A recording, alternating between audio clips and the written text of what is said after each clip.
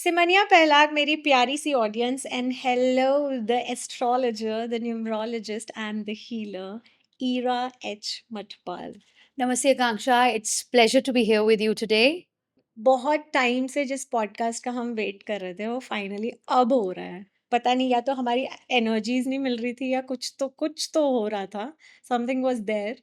तो हमने वो कहते हैं ना, हर चीज का, हर काम का एक अप्रोप्रिएट समय होता है। करेक्ट। शायद आज ही वो दिन था। हाँ, और क्या दिन चुना है आपने? करवा चौथ। आर यू करवा चौथ फास्टिंग? भी है। No, I am not fasting. I am from Kumaon region और हमारे यहाँ पर आकांक्षा वट सावित्री का व्रत चलता है। हम्म। मैं मानती हूँ कि हर कल्चर का अपना एक अपने ट्रेडिशन का हर ट्रेडिशन का अपना एक सिस्टम होता है।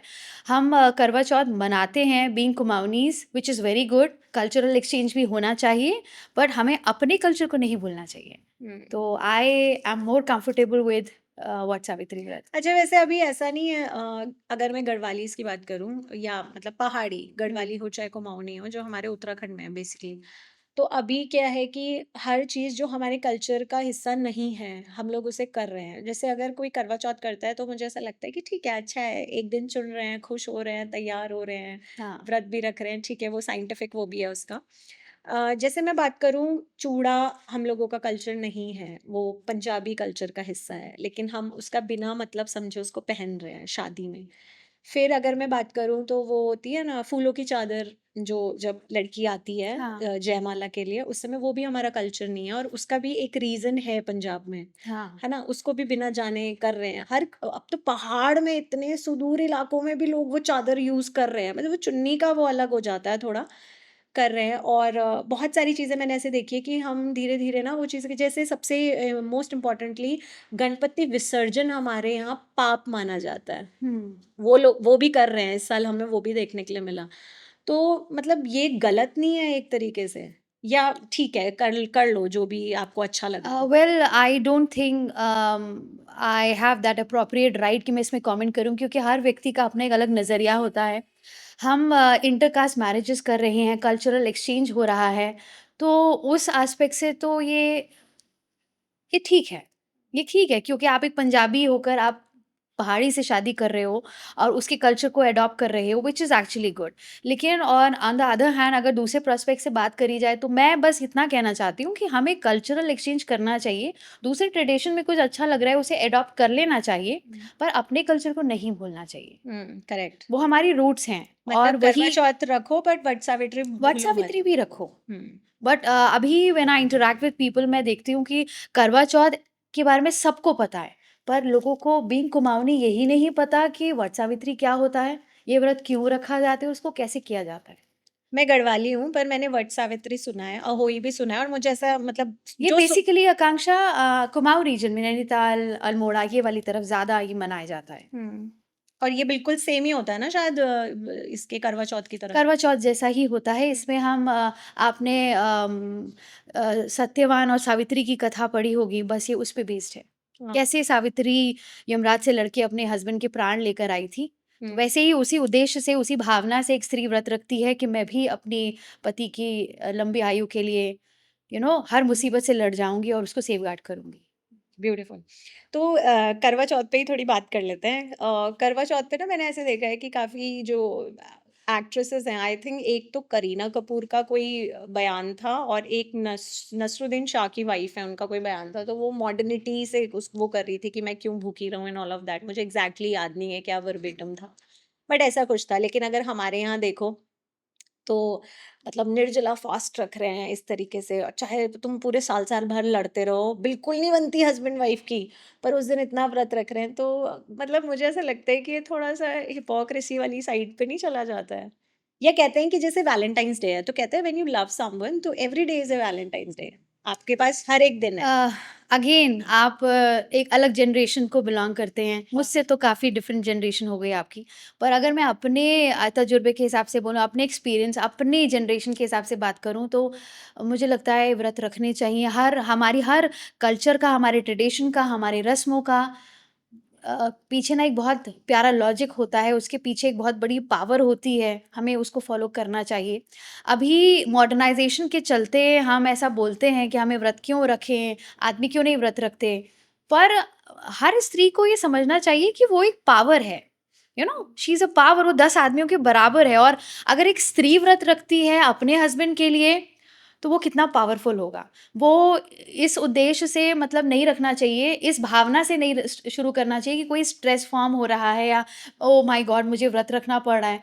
अगर आप एक अगेन अगर आप इस भावना से रखते हैं तो डेफ़िनिटली वो नहीं फलीभूत होगा। लेकिन आप अच्छी भावना से रखते हैं, आई मीन ऑब्वियसली ना हम अपने बच्चों की भी तो केयर करते हैं। हम हमें नहीं अच्छा लगता सुबह उठना, पर उनसे प्यार करते हैं तो सुबह उठते हैं, उनके लिए खाना भी बनाते हैं। We take lot of stress. तो स्वाभाविक सी बात है अपने हस्बैंड के लिए व्रत रखना। I am in favour of that. हाँ, और मुझे ऐसा लगता है कि आप भले ही साल भर लड़ो या नहीं बनती, बट एक दिन तो आप चुन रहे हो ना कि हाँ, इस दिन तो मैं, क्योंकि मुझे दिन भर पता है, जैसे अगर मैं मंडे का फास्ट करती हूँ, तो मुझे दिन भर पता है यार आई एम फास्टिंग, और बहुत अलग उस दिन एनर्जी बहुत अलग होती है, एक सात्विक आप उस पे रहते हो, आपका मन लगता है पूजा पाठ में। तो जैसे आप करवा चौथ रखते हो, तो दिन भर आप अपने हस्बैंड के ही बारे में सोच रहे हो, जब-जब भूख हाँ। लगेगी, प्यास लगेगी, तब तो सोच ही रहे हो। और yes Akanksha, again I would like to say कि स्त्रियों को कभी नहीं भूलना चाहिए कि वो कितनी बड़ी पावर हैं। जैसे हम बार-बार सुनते हैं कि सदाशिव, शिव जी में जो वो शिव में भी जो वो ई की जो मात्रा होती है, वो उनको जीवांत रखती है, वो कितनी पावरफुल है। अगर वो ई की मात्रा हट जाए तो वो शव के समान होते हैं। तो सेम वे अगर आप हमारे वट सावित्री की बात करते हो, सत्यवान और सावित्री की जो मैंने आपको कथा कही, ये कैसे वो लड़के गई यमराज से, मतलब all I am trying to say is lady is a power. और अगर ऐसी पावर किसी को सेफगार्ड करने के लिए व्रत रखती है, तो वो कितनी एनर्जी रखता है, वो कितना पोटेंशियल रखता है। आपने बोला ना कि हम कहते हैं कि लड़के क्यों नहीं रखते, लड़कियां ही क्यों रखती हैं। तो अभी ना ऋषिकेश में रिसेंटली एक इंसिडेंट हुआ, जिसमें एक वो चल रहा था, ब्यूटी पैजेंट का रिहर्सल चल रहा था। और जो क्लब करवा रहा था, वो वहाँ की लोकल लड़कियों को एम्पावर करने के लिए वो कॉम्पिटिशन्स कराते हैं, सो दैट फिर आप आगे प्रोसीड करो दूसरे कॉम्पिटिशन्स के लिए। हुँ।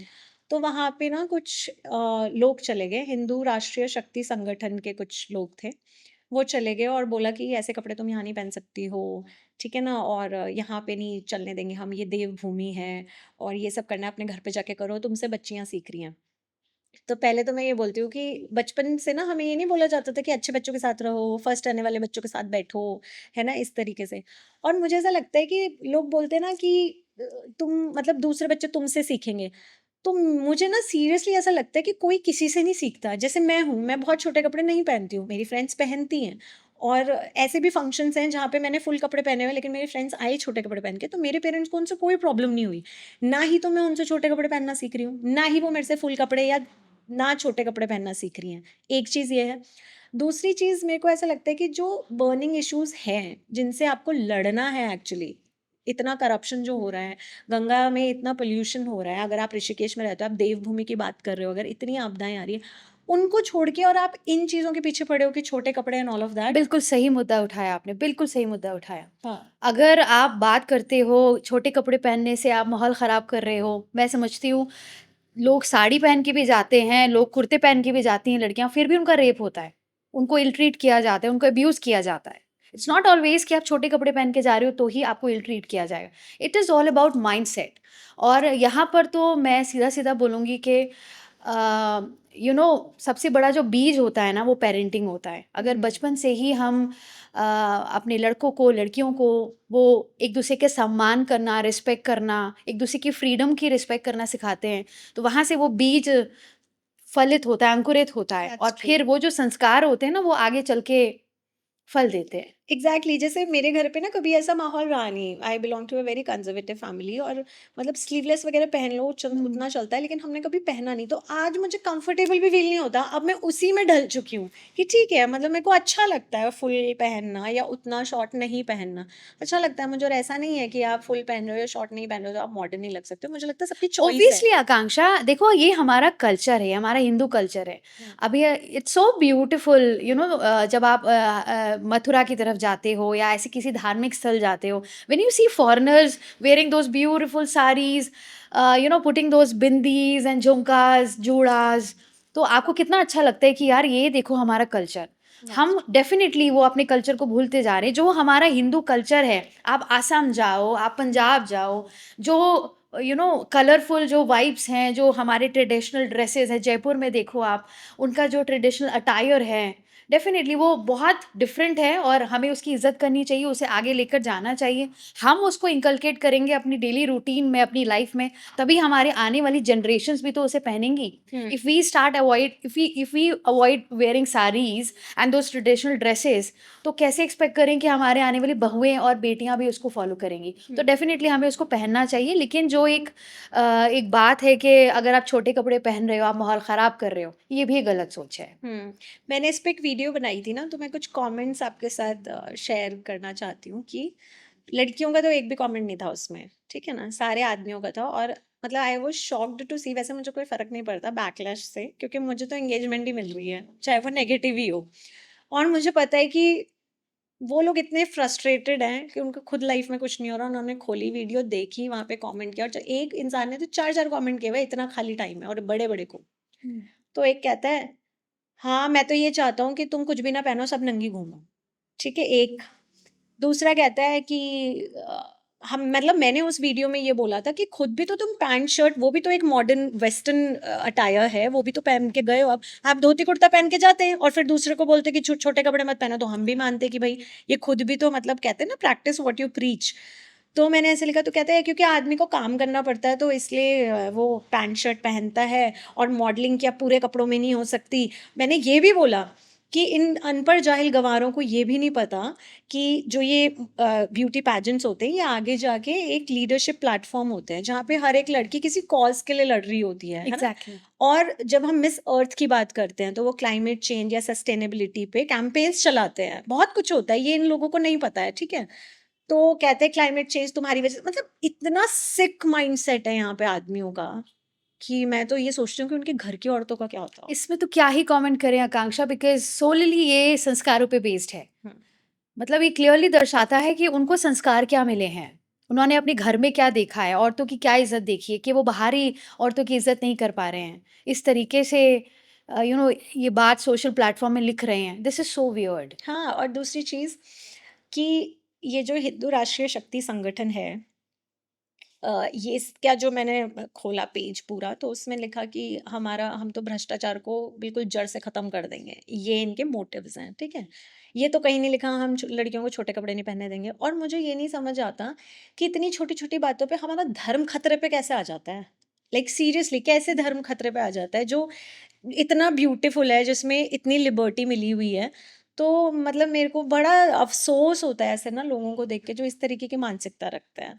समय बदल रहा है, हमें भी अपने आप को अपने अंदर परिवर्तन लाना चाहिए। Again I go back to that same statement कि हमें अपने ट्रेडिशन को, कल्चर को नहीं भूलना चाहिए। Ultimately we are the base, we are the foundation. जब हम उसको इम्प्लीमेंट करेंगे तभी अपने आने वाली जनरेशन्स तक उसको पहुँचा पाएँगे। लेकिन ये बात भी सही है कि समय के साथ बदलाव आता है और जो व्यक्ति आगे बढ़ना चाहता है, उसे बदलाव के साथ चलना भी पड़ता है। चाहे उसमें हमें थोड़ा-सा वेस्टर्न अटायर पहनना पड़े, there is no harm in that until unless हम अपने दायरे में हैं, हम अपनी वैल्यूज़ को लेकर के चल रहे हैं, there is no harm in that. और ऐसे वियर्ड कमेंट्स को तो मुझे लगता है एक कान से सुन के दूसरे को निकालना चाहिए, because it is purely based on your upbringing. और हिपोक्रेसी इतनी है ना, अगर यही लड़की कल मिस इंडिया बन के आ जाएगी ना, तो अपने ही किसी फंक्शन का फीता कटवा रहे होंगे ये उससे। एग्ज़ैक्टली, ये एग्ज़ैक्टली। है। तो मैं जब सनातन धर्म की बात कर रही थी कि इतना लिबरल है, इतना लिबर्टी हमको दी जाती है, तो अभी ना एक रील चल रही थी थोड़े टाइम पहले, you must be aware of it, कि वो था ना, तड़पाओगे, तड़पा लो। तो वो लड़की शिवलिंग के बिल्कुल सामने खड़े होके ऐसे ही, मतलब शिवलिंग को करके बोल रही है कि हम तड़प तड़प के ऐसे करके। तो लोगों ने कमेंट किया कि ये सिर्फ तुम हिंदू धर्म में ही कर सकती हो ऐसा मजाक उड़ाना।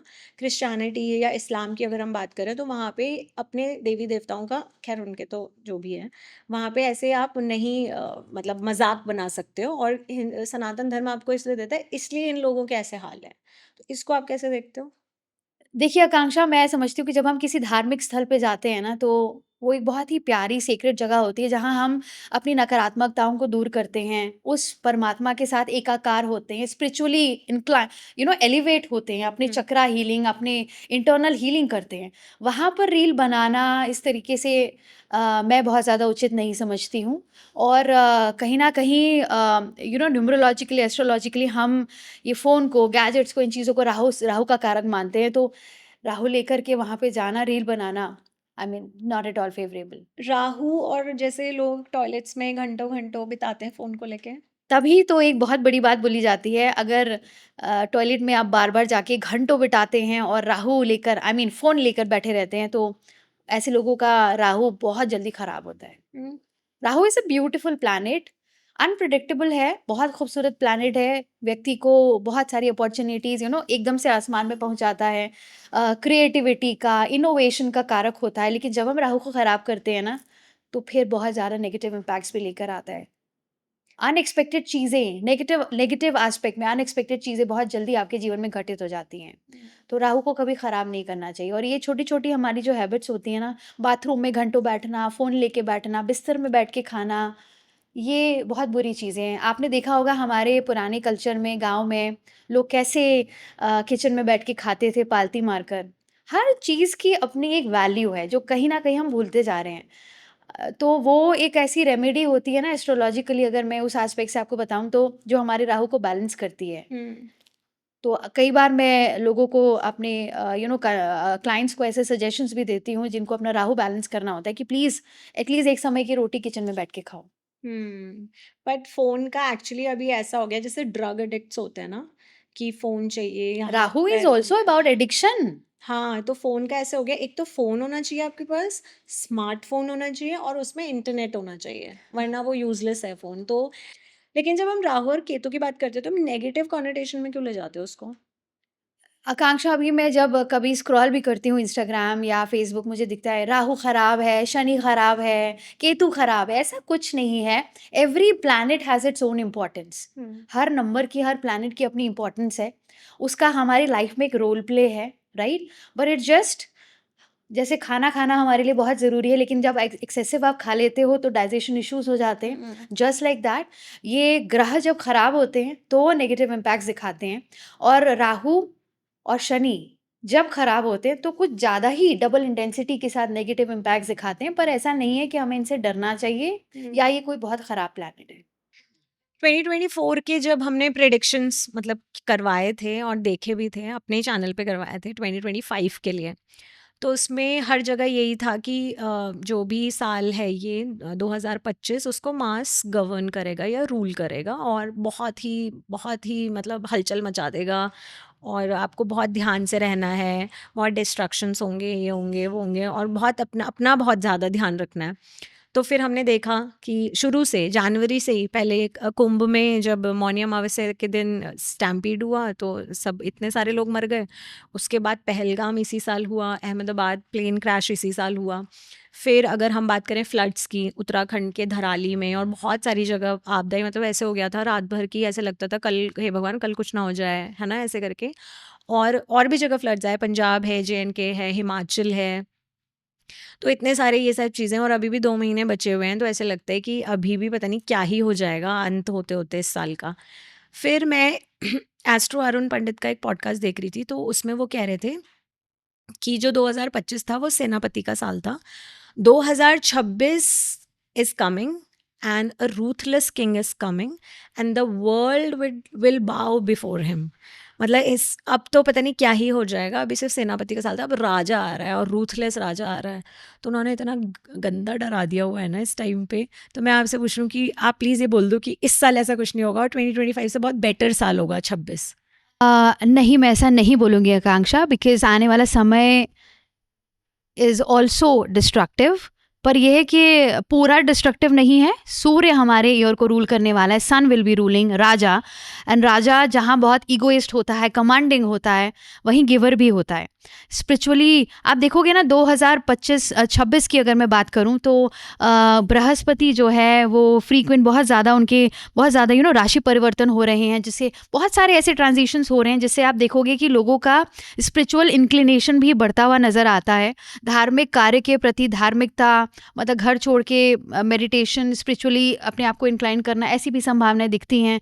लेकिन हाँ, सूर्य का ईयर है, पावर, ईगो, अथॉरिटी, छोटी छोटी बातों में आर्ग्यू हो जाना, चोट पटक लगना, आंखों से जुड़ी हुई, पेट से जुड़ी हुई दिक्कतें ज़्यादा होना, लीवर, इंटेस्टाइन, ये वाली दिक्कतें ज़्यादा आप देखोगी लोगों को हो रही है। और यस, वर्ल्ड वॉर थर्ड, आप उसे क्या कहोगे, I don't know world war third और व्हाट, बट हाँ, in my context digital war के बहुत संभावनाएं हैं। IT war, digital war, whatever you want to call it. Data चोरी हो रहा है, डेटा एक्सचेंज हो रहा है, कुछ तो नए नए सॉफ्टवेयर्स आ रहे हैं, तो बहुत सारे लॉसेस होंगे, डिस्ट्रक्शंस होगा, छोटी छोटी बातों में लोगों को गुस्सा आएगा, ऐसी वाली चीज़ें होंगी। ये तो होगा, but yes, at the same time ये अपॉर्चुनिटीज़ का भी साल है। जो लोग बहुत साल से मेहनत कर रहे हैं, नहीं उनको रिजल्ट्स मिल रहे हैं, उनको 2026 में अच्छे रिजल्ट्स मिलते नज़र आएंगे। कई साल से जो शादी के लिए अटके हुए हैं, नहीं अच्छा रिश्ता मिल रहा, उनकी शादी के लिए रास्ते खुलते नज़र आएंगे। अब ये बहुत एस्पेक्ट्स पे डिपेंड करता है उस व्यक्ति की कुंडली में ग्रहों की क्या प्लेसमेंट है, उसके कर्मास क्या है, बिकॉज कर्म प्रधान होता है, no doubt. But yes, broader prospect में 2026 की बात करूं तो it's going to be 80% destructive और से 70% डिस्ट्रक्टिव, सो 30% अपॉर्चुनिटी वाइज अच्छा भी दिखता है। चोट पटक की जो आप बात कर रहे थे ना, अभी हमने देखा जेनजी ने तो आतंक मचा दिया हुआ है। नेपाल में आप देख ही चुके हो, और जगह भी, लद्दाख में भी बीजेपी का ऑफिस जला दिया उन लोगों ने, और बहुत सारे जगह आवाज़ उठा रहे हैं। अभी भी मैं सुबह न्यूज़ में पढ़ रही थी कि कहीं कोई तो स्टेट है जहाँ पे जो सरकारी भर्तियां हैं वो रुकी हुई थी, तो आ गए हैं जेनजी, मतलब बच्चे आ गए हैं वहाँ पे प्रदर्शन के लिए। अभी हमारे उत्तराखंड में भी अभी एक प्रोटेस्ट हुआ था, स्टूडेंट प्रोटेस्ट, क्योंकि पेपर लीक हुआ था। एक तो मुझे नहीं पता, शायद मैं अभी जागी हूँ या मेरी आंखें अभी खुली हैं या मैं बहुत नज़दीक से अभी देख रही हूँ, लेकिन मुझे अब ऐसा लगता है कि बहुत ज़्यादा ऐसे करप्शन तो बहुत ज़्यादा बढ़ता जा रहा है। मतलब इतना ज़्यादा, हाउ कैन आई से दिस, करप्शन तो है ही, और कुछ ऐसी चीज़ें जो एक्सेप्टेबल नहीं होनी चाहिए और वो हो रही हैं। और अब लोगों का ना उन चीज़ों के लिए बिल्कुल मतलब टॉलरेंस ख़त्म होता जा रहा है, मैं ऐसे देख रही हूँ ना। तो जैसे जेनजी चोट पटक वाली आपने जो बात करी, और भी जो चीज़ें, तो क्या ऐसे 2026 में भी देखने के लिए मिलेगा? 2026 में भी ऐसे प्रोटेस्ट आपको दिख सकते हैं, डेफिनेटली दिखेंगे। और 2026 में ना आपको मैं क्लियरली बताऊं कि शनि कर्क राशि में प्रवेश कर रहे हैं, और शनि की दृष्टि ऐसी है कि अगर आप शॉर्टकट्स लेकर गलत रास्ते से ऊपर पहुंचे हैं, लैविश लाइफ एंजॉय कर रहे हैं, आप नीचे गिरा दिए जाएंगे। और वो लोग जो खूब हार्ड वर्क कर रहे हैं, कहीं कुछ अचीव नहीं कर पाए, बहुत ज़्यादा स्ट्रेस्ड आउट हैं, उनको शनि एकदम से ऊपर पहुंचाने वाला है। अगर आप इस साल की जेनजीज की बात कर रहे हैं, 2005 में ऐसे जो प्रोटेस्ट की आप बात कर रहे हैं, 2005 मंगल का साल है। Mangal is a planet full of energy, तो वो उसकी वजह से भी है। दूसरा, ये ट्रांजिशन का भी समय है, चेंज का भी समय है, बदलाव का समय है। एक फिक्स पैटर्न जो बहुत समय से चलता आ रहा है वो 2025 में टूटेगा, और वो टूट रहा है। और ये कुछ प्रोटेस्ट वाली चीज़ें ये आप 2026 में भी देखोगे। प्रोटेस्ट को ही लेके अगर मैं कंटिन्यू करूं तो लद्दाख में अभी प्रोटेस्ट चल रहा था, और उसमें एक हमारे जो क्लाइमेट एक्टिविस्ट हैं सोनम वांगचुक, आपको पता ही होगा, जिन पे मतलब उन्हीं से इंस्पायर होके वो फुनसुक वांगडू का जो रोल है आमिर खान ने प्ले किया था 3 इडियट्स में, और तभी से उनको थोड़ा रिकॉग्निशन मिली थी। कर तो वो पहले से ही बहुत कुछ रहे थे, पर आम जनता उनको तभी जान पाई थी। और लद्दाख बहुत टाइम से 6 शेड्यूल की मांग कर ही रहा है। जब बीजेपी को वहाँ पे चुनाव लड़ना था तो उन्होंने अपने मैनिफेस्टो में लिखा था कि देंगे, है ना। उसके बाद कुछ चेंजेस हुए, कैसे तैसे जो भी है, I don't want to dive into all that. But अब वो भूख हड़ताल पे थे बहुत टाइम से। उसके बाद जेनजी ने प्रोटेस्ट किया और उनके कार्यालय पे आग लगा दी बीजेपी वालों के। तो सोनम वांगचुक पे NSA लग गया, नेशनल सिक्योरिटी एक्ट, ठीक है। अब उन वहाँ पे ना तो उनकी वाइफ से उनको मिलने दिया जा रहा है, ना उनको, मतलब ऐसे पोर्ट्रे कर दिया है समाज के सामने, दुनिया के सामने, कि वो एंटी नेशनल हैं और चाइना से उनके संबंध हैं और आतंकवादी की तरह करते हैं ना, क्योंकि एनएसए लगना तो एक आप अपने आप में ही बहुत बड़ी बात है। तो इस तरीके से मेरा बोलना ये है कि जो इंसान भूख हड़ताल पे बैठा है वो सच्ची किसी को प्रोवोक करेगा कि जाओ तुम वहाँ जाके आग लगा दो। तो ये जो सब हो रहा है, तो मुझे ये जानना है कि आप ये अगर बता सकें कि सोनम वांगचुक के लिए आने वाला टाइम कैसा रहेगा। मैंने उनकी डेट ऑफ बर्थ स्टडी करी है आकांक्षा, और देखा है, मैंने उनके बारे में बहुत कुछ पढ़ा है। Definitely he is going through a tough time. बहुत अच्छे कॉज के लिए वो खड़े हुए हैं, उनको सपोर्ट मिलना चाहिए। पर एस्ट्रोलॉजिकल एस्पेक्ट से मैं देखूं तो ये कुछ समय तो उनके लिए अच्छा नहीं दिख रहा है। नवंबर थोड़ा बेहतर नज़र आता है, मतलब नवंबर से I can see things coming in favour. चीज़ें बेहतर बेहतर होती हुई थोड़ी नज़र आती हैं। नो डाउट एकदम से चीज़ें बेटर नहीं होंगी, पर चीज़ें उनके फेवर में आती हुई नज़र आती हैं। जैसा मैंने कहा, 2026 जहाँ एग्रेशन, वॉर ऐसी संभावनाएं लेकर आ रहे हैं, वहीं शनि का जो प्लेसमेंट है, जो उनका गोचर है, वो शनि इस कर्म फलदाता। तो डेफिनेटली उस एस्पेक्ट से मैं कह सकती हूँ कि ऐसे लोग जो ऐसे प्रोटेस्ट कर रहे हैं, पॉजिटिव रीज़न के लिए कर रहे हैं, हार्ड वर्क कर रहे हैं, मेहनत कर रहे हैं, सही दिशा पे चल रहे हैं, उनके लिए रास्ते खुलते हुए भी नज़र आ रहे हैं। और उनका चार्ट मैंने स्टडी किया था, उस एस्पेक्ट से भी आपको कह रही हूँ कि नवंबर के बाद से मुझे कुछ पॉजिटिव ट्रेंड्स उनकी तरफ आते हुए दिख रहे हैं। बिहार इलेक्शंस होने वाले हैं नवंबर में। बिहार की हालत आप जानते हो इस देश में क्या है। बिहार में इतना टैलेंट होने के बावजूद, इतनी विदुषी महिलाएं वहाँ से निकली हैं, इतनी बड़ी बड़ी यूनिवर्सिटीज़ वहाँ पे होने के बावजूद, आज भी वहाँ पे हर एक नौजवान जो है वो बेरोज़गारी से जूझ रहा है। डेवलपमेंट के नाम पे वहाँ पे कुछ भी नहीं है। आज पुल बनाओगे, कल वो टूट जाएगा, या वो न जाने कभी टूट जाए, ठीक है। बाढ़ से वो रहता ही है सफ़र्ड। तो इलेक्शंस होने वाले हैं और इसमें एक जन स्वराज पार्टी है प्रशांत किशोर की, वो भी एंटर कर रही है इस बार। और उन्होंने कल ही, आई थिंक 1-2 दिन ही हुए हैं, उन्होंने अपनी सूची जारी कर दी है अपने कैंडिडेट्स की। तो क्या लगता है, मतलब ये हम पता लगा सकते हैं कि कौन आने वाला है इस बार?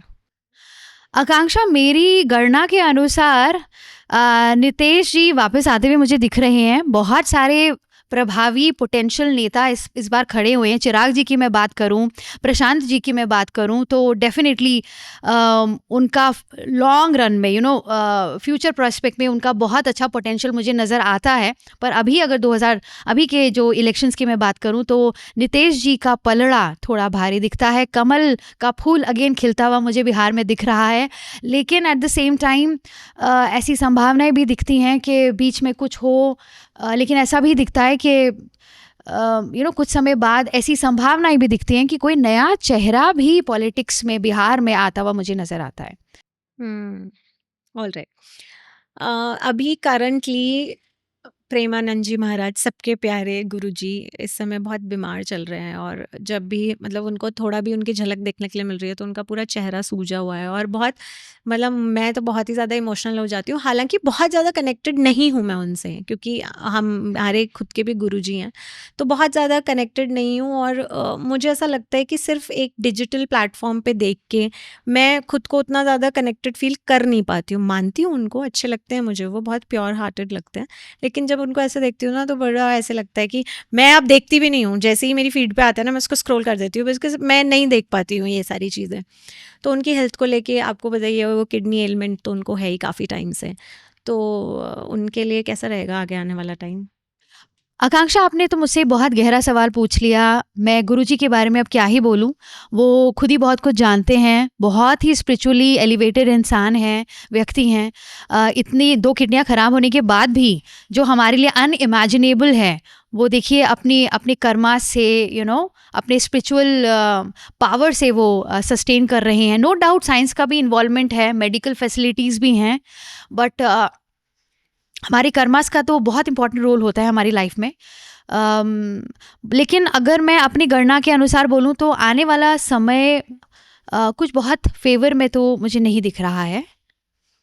मैं यूट्यूब में ना काफ़ी टाइम से एक ऐसी प्रजाति देख रही हूँ लोगों की, जो इतनी बकवास करते हैं, इतनी वाहियात बातें करते हैं, कौन तो उनको देख रहा है। औरत समाज की, महिला समाज की मुझे वो बिल्कुल दुश्मन लगती हैं।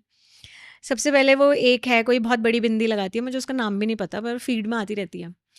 हँसी भी आती है मुझे। और कहती है कि बहुत बड़ी बिंदी लगाती है और सिंदूर भी बहुत मोटा लगाती है वो। तो कहती है कि पता है कैसे अपने पति को वश में करना है या पति को गुलाम बनाना है, तो ऐसे करो और नहीं करोगे तो लाख रुपए ले जाना मेरे से, इस तरीके से कुछ बोला उन्होंने। माय क्वेश्चन इज कि पति को गुलाम बनाने के लिए या पति को ये सब करने के लिए तुमने शादी करी है उससे? गुलाम बनाने का क्या मतलब है? Is your partner, is your life partner. कि फालतू की बकवास क्या फैला रहे हो तुम ये? एक और है, वो कहती है कि दारू में ऐसे अंगूठा डाल के, देखी होगी आपने शायद, हाँ, नहीं देखा, दारू में ऐसा अंगूठा डाल के तुम्हारा शुक्र स्ट्रांग हो जाएगा। कहती है कि उससे अच्छी कोई चीज़ ही नहीं है, आप अपने पार्टनर के साथ पीजिए, कभी कभी ओकेजनली पीजिए, उससे सुरूर आएगा, और मोहम्मद रफ़ी के गाने सुनिए, आपका शुक्र स्ट्रांग हो जाएगा। इन सब बकवास को आप किस नज़रिए से देखते हो? इज़ रियली शॉकिंग कि हमारी ये एस्ट्रोलॉजिकल एस्पेक्ट को लोग किस दिशा में लेकर जा रहे हैं। ये तो बहुत ही सीक्रेट साइंस है आकांक्षा, ये एक गाइडिंग टूल है।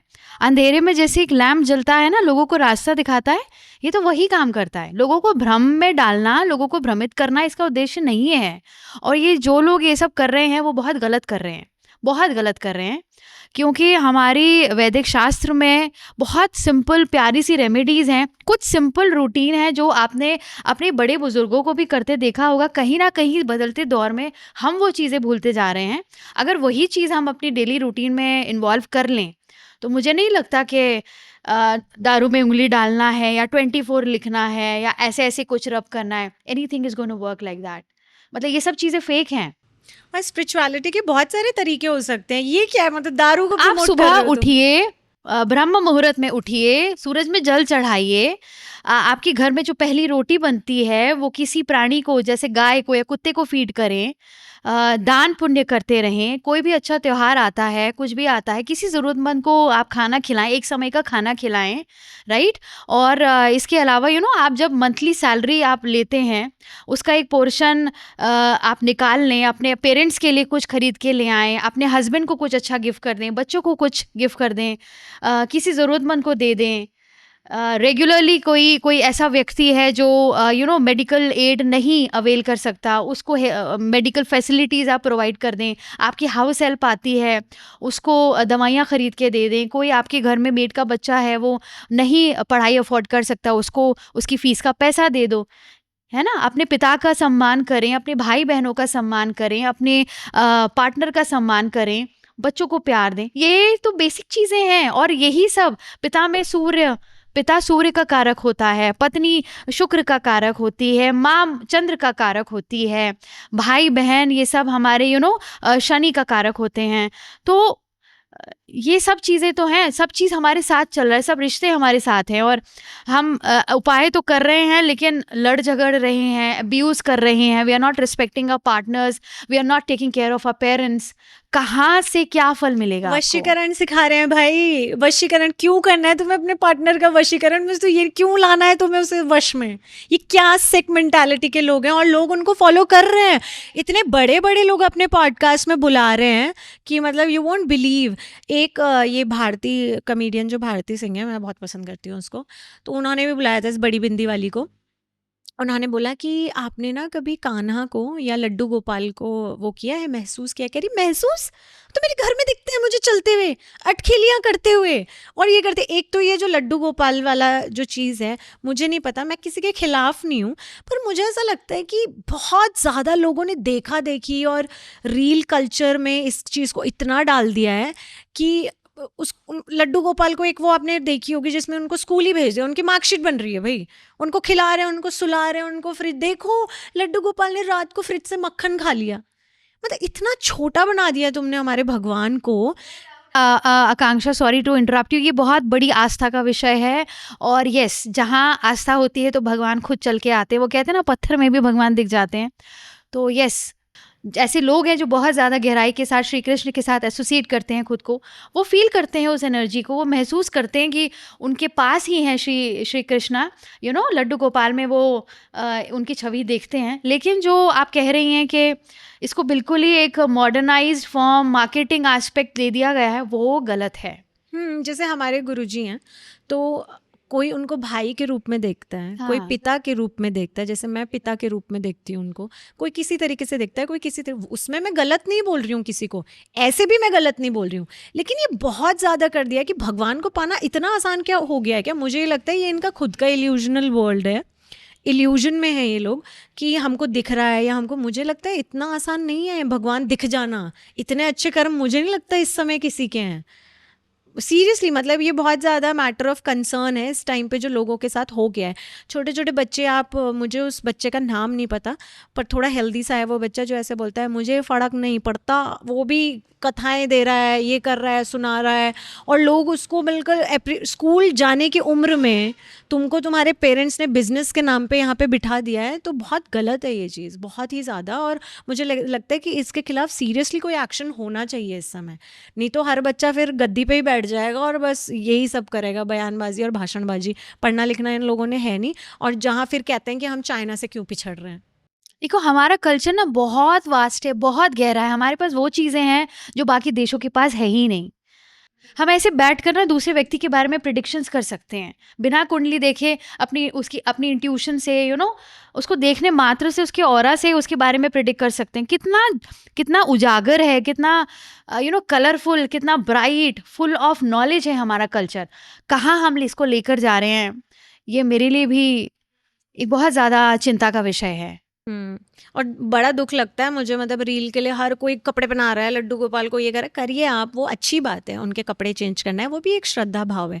बट बहुत ज़्यादा जो बिल्कुल ऐसे नहीं कर देते कि आप उनका इंस्टाग्राम पेज खोल के देखो, उसमें हर रील लड्डू गोपाल की होगी, हर रील। नो डाउट वो कनेक्ट कर पाते होंगे श्री कृष्णा के साथ अपने आप को, पर ये मुझे तो ऐसा लगता अगेन है वो जो कनेक्ट धार्मिक। करता होगा वो इंटरनेट पे तो लेकिन नहीं यस, यू रखेगा। Are right. मतलब कहते हैं ना कि प्यार है, हमेशा दिखाने की क्या ज़रूरत है? हम्म अगर आपके पास ज्ञान है तो उसको हमेशा जताने की क्यों ज़रूरत है? हम्म आपके पास ज्ञान है तो वो दिख जाएगा, आपके पास प्यार है तो वो छलक जाएगा।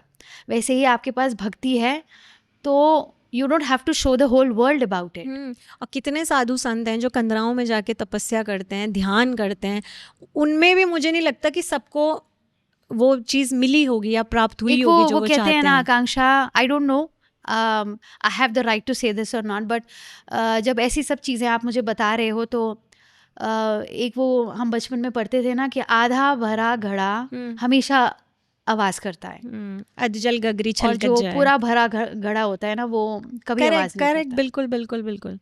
अभी ये जो यूट्यूब और इंस्टाग्राम पे ये जो अलग सी प्रजाति बनी हुई है औरतों की, और जो ये बड़ी बिंदी और 2.5 किलो का मेकअप लगा के बेवकूफ़ बनाए जा रहे हैं सबको, सबके पास डॉक्टरेट डिग्री है, ठीक है, अब कहाँ से है क्या है किसी को कुछ नहीं पता।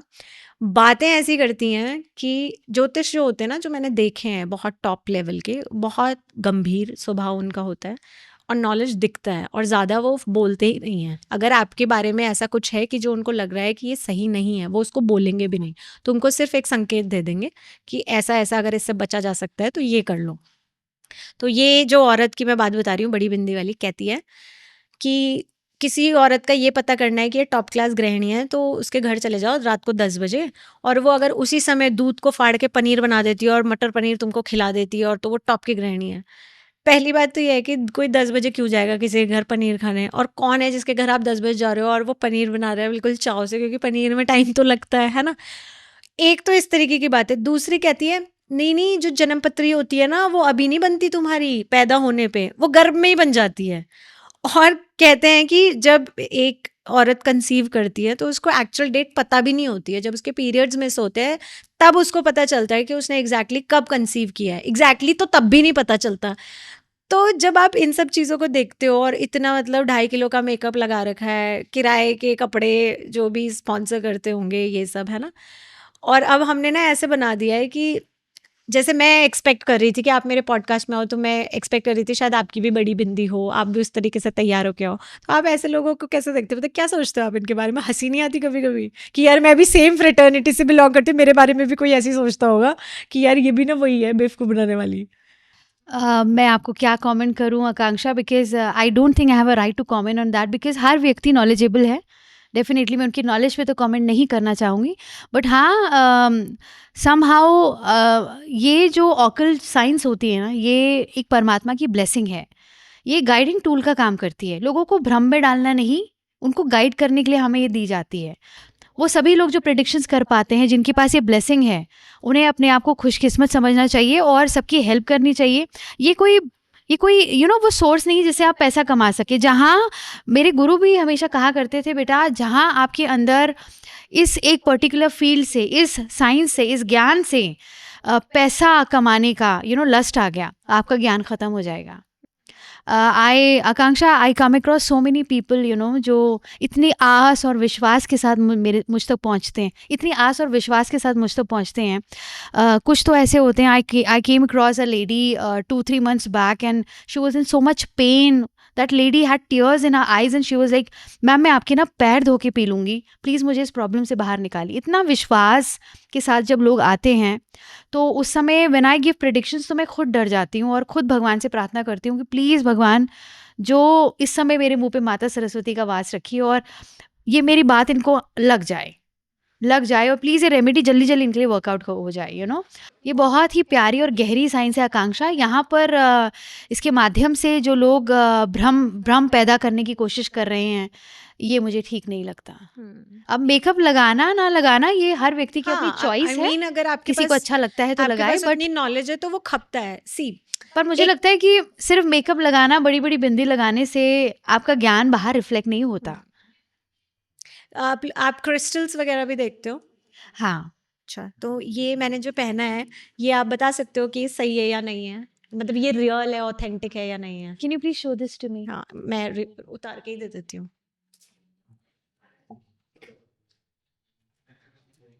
ओके आकांक्षा, आपने सिट्रीन और क्लियर क्वार्ट्ज पहना है। आप क्लियर क्वार्ट्ज के बारे में जानते हो? मुझे ये बताया गया है कि सिट्रीन आपको जुपिटर शायद स्ट्रॉन्ग करता है और इससे क्लैरिटी आती है यस, आपकी, और जो क्लैरिटी क्लियर ऑफ क्वार्ट्ज है थॉट्स। वो उसकी एनर्जी को एनहांस करता है। Yes, if you experience a lot of distractions, आप कंफ्यूजन्स में रहते हैं, सही डिसीजंस नहीं ले पाते हैं, तो ये आपको क्लैरिटी ऑफ थॉट्स में हेल्प आउट करता है। This is a very good thing. ये बहुत अच्छा क्रिस्टल है। यस, आपकी डेट ऑफ बर्थ मैंने स्टडी करी, आपको सूट करता है। इसके साथ जो आपने ये क्लियर क्वार्ट्ज को कपल किया है, ये भी बहुत अच्छा किया है। क्लियर क्वार्ट्ज हमें बहुत तरीके की नेगेटिविटी से प्रोटेक्ट करता है, राजयोग स्थापित करता है, बीपी जैसे हेल्थ इशू से हमें प्रोटेक्ट करता है। और आप जानते हैं उसके बारे में कि सालों साल जब पहाड़ों में बर्फ जमी रहती है ना, तो अर्थ के प्रेशर से वो एक क्रिस्टल का फॉर्म ले लेती है। This is a purest form of earth element और इसकी तासीर बहुत ठंडी होती है। And yes, this is a pure crystal. आजकल तो लोग कांच को काट के ही मार्केटिंग किस लेवल में जा चुकी है, वो कांच को काट के ही बेच रहे हैं। तो कहीं से भी आप क्रिस्टल्स खरीदते हैं, बी वेयर ऑफ इट। और ये मेरी एक एडवाइस सारे व्यूअर्स के लिए भी है, वो सभी लोग जो ये पॉडकास्ट देख रहे हैं और क्रिस्टल्स पहनते हैं या खरीदने की सोच रहे हैं, जब भी आप क्रिस्टल खरीदते हैं, डायरेक्टली उसको खरीद के पहना मत करें। 1-2 घंटे नमक के पानी में सोख करके उसे धूप में ज़रूर रखें, उसे क्लेंस करें।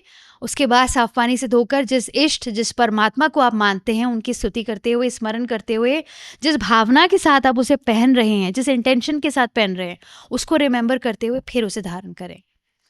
अभी मैंने राइट में ये पहना है और ये मुझे जिन्होंने पहनाया है उन्होंने बोला है, क्योंकि मुझे कोई कहता है नज़र होती नहीं है, मैं तो मानती हूँ क्योंकि मेरी बहुत नहीं, ज़्यादा नज़र होती है, तबीयत इविल खराब आई, होती है। नेगेटिविटी, तो यस। ये क्या मैंने सही पहना हुआ है? बहुत सही पहना है। अच्छा, ठीक है, मैं दिस दोबारा इज पहन लेती हूँ। This is very good for you. I don't no ये मेरे लिए वर्क कर रहा है या नहीं, बट विश्वास है तो सब कुछ है, इसलिए मैंने पहना है। अंधविश्वास नहीं होना चाहिए, पर विश्वास होना चाहिए। ये मेरा सिट्रीन जो है एक बार टूट भी चुका है।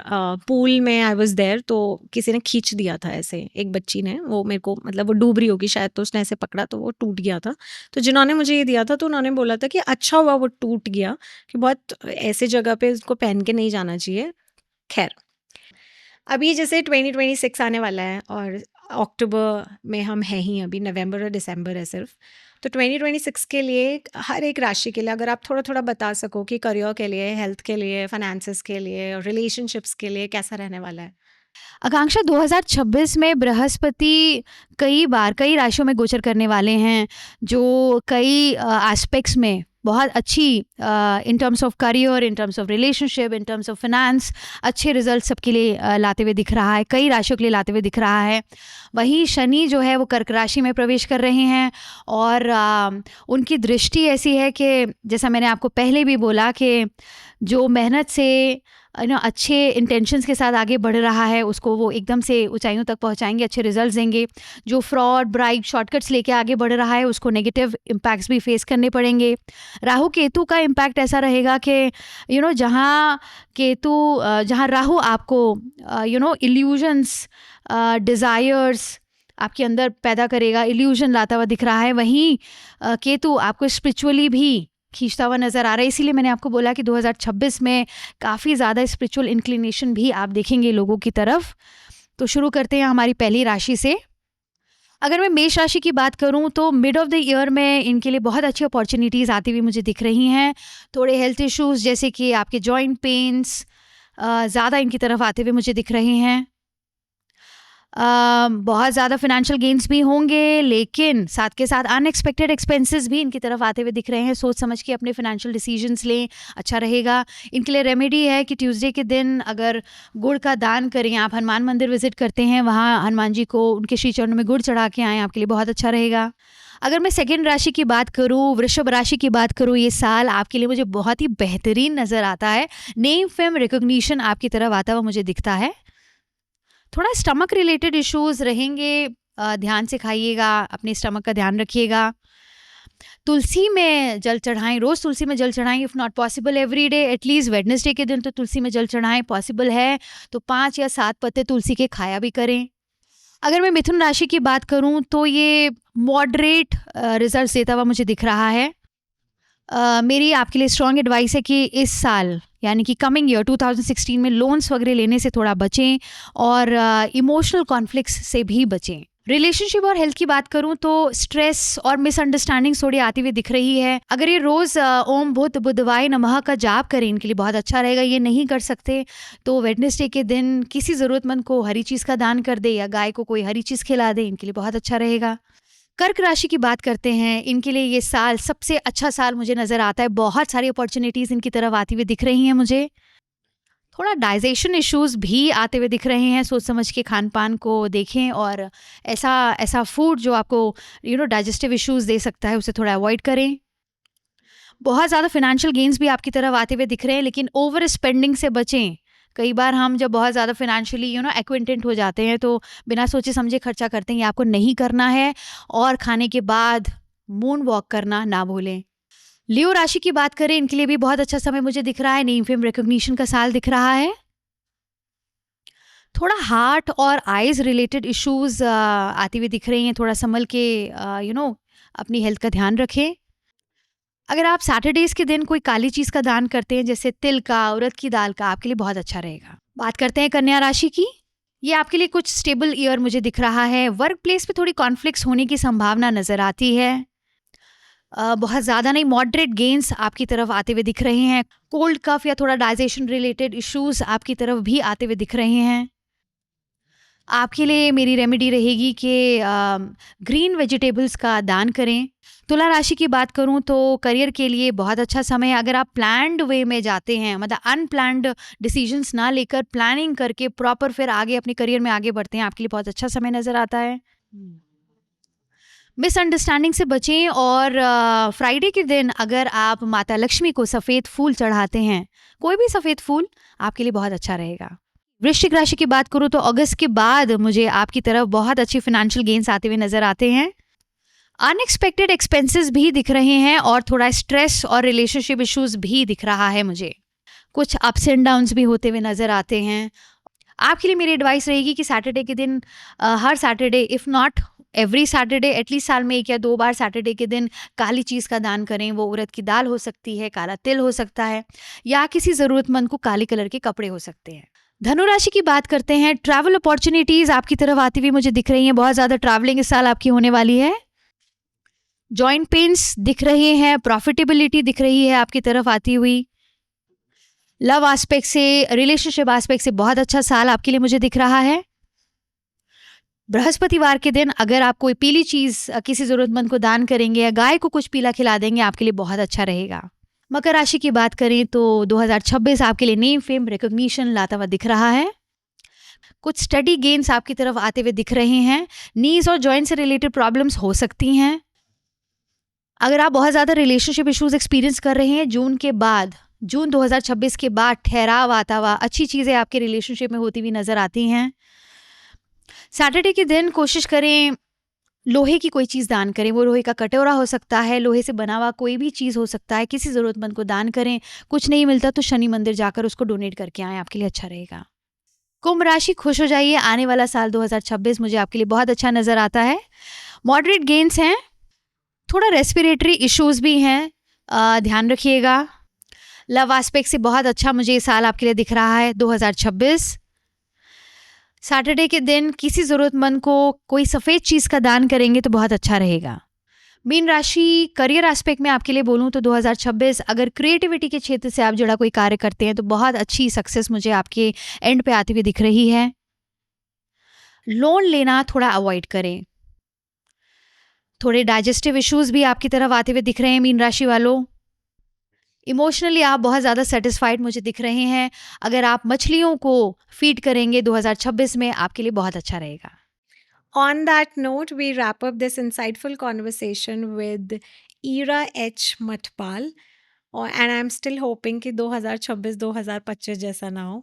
हर हर महादेव।